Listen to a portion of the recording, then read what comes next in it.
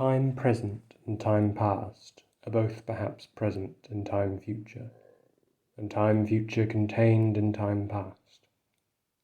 If all time is eternally present, all time is unredeemable. What might have been is an abstraction, remaining a perpetual possibility only in a world of speculation. What might have been and what has been point to one end, which is always present. Footfalls echo in the memory, down the passage which we did not take, towards the door we never opened, into the rose garden. My words echo thus in your mind. But to what purpose, disturbing the dust on a bowl of rose leaves, I do not know. Other echoes inhabit the garden. Shall we follow? Quick, said the bird, find them, round the corner, through the first gate, into our first world. Shall we follow the deception of the thrush? Into our first world. There they were, dignified, invisible, moving without pressure over the dead leaves in the autumn heat, through the vibrant air, and the bird called in response to unheard music hidden in the shrubbery, and the unseen eye-beam crossed, for the roses had the look of flowers that are looked at. There they were as our guests, accepted and accepting. So we moved, and they, in a formal pattern, along the empty alley into the box circle, to look down into the drained pool. Dry the pool, dry concrete, brown-edged, and the pool was filled with water out of sunlight. And the lotus rose quietly, the surface glittered out of heart of light, and they were behind us, reflected in the pool. Then a cloud passed, and the pool was empty. Go, said the bird, for the leaves were full of children, hidden excitedly, containing laughter. Go, go, go, said the bird. Humankind cannot bear very much reality. Time past and time future, what might have been and what has been, point to one end, which is always present. Garlic and sapphires in the mud clot the bedded axle tree. The trilling wire in the blood sings below inveterate scars, appeasing long-forgotten wars. The dance along the artery, the circulation of the lymph, are figured in the drift of stars, ascend to summer in the tree. We move above the moving tree in light upon the figured leaf, and here upon the sodden floor below the boarhound and the boar pursue their pattern as before, but reconciled among the stars.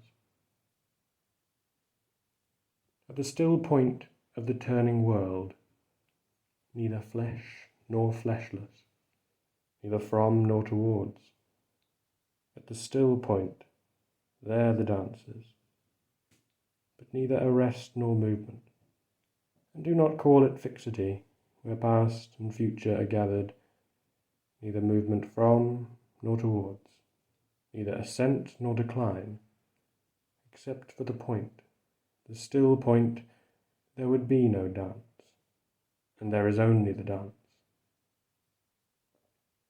I can only say, there we have been, but I cannot say where, and I cannot say how long, for that is to place it in time. The inner freedom from the practical desire, the release from action and suffering, release from the inner and the outer compulsion, yet surrounded by a grace of sense, a white light still and moving, a Hebung without motion, concentration without elimination, both a new world and the old made explicit, understood in the completion of its partial ecstasy, the resolution of its partial horror. Yet the enchainment of past and future, woven in the weakness of the changing body, protects mankind from heaven and damnation, which flesh cannot endure.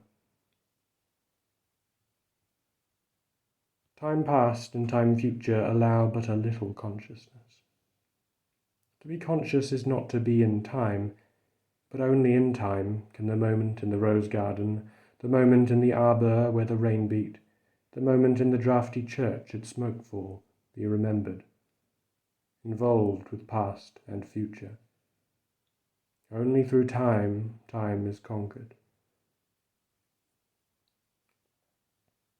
Here is a place of disaffection, time before and time after in a dim light, neither daylight investing form with lucid stillness, turning shadow into transient beauty with slow rotation suggesting permanence, nor darkness to purify the soul, emptying the sensual with deprivation, cleansing affection from the temporal. Neither plenitude nor vacancy. Only a flicker over the strained time-ridden faces, distracted from distraction by distraction, filled with fancies and empty of meaning, tumid apathy with no concentration, men and bits of paper whirled by the cold wind that blows before and after time, wind in and out of unwholesome lungs, time before and time after, eructation of unhealthy souls into the faded air, the torpid driven on the wind that sweeps the gloomy hills of London, Hampstead and Clerkenwell, Campden and Putney, Highgate, Primrose and Ludgate. Not here the darkness in this twittering world. Descend lower. Descend only into the world of perpetual solitude. World not world, but that which is not world.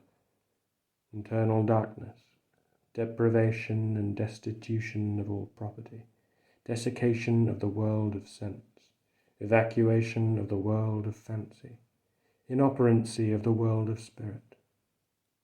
This is the one way, and the other is the same, not in movement, but abstention from movement. While the world moves in appetency on its metalled ways of time past and time future. Time and the bell have buried the day. The black cloud carries the sun away. Will the sunflower turn to us? Will the clematis stray down, bend to us, tendril and spray, clutch and cling? Chill fingers of yew be curled down on us?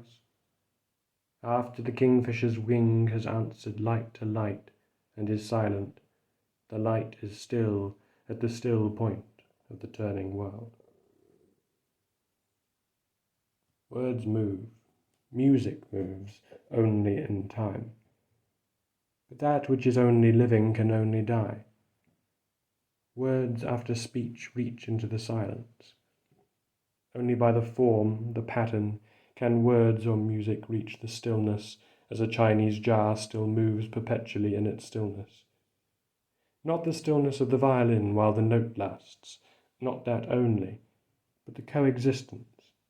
Or say that the end precedes the beginning, and the end and the beginning were always there before the beginning and after the end, and all is always now. Words strain, crack, and sometimes break under the burden, under the tension, slip, slide, perish, decay with imprecision, will not stay in place, will not stay still. Shrieking voices, scolding, mocking, or merely chattering always assail them.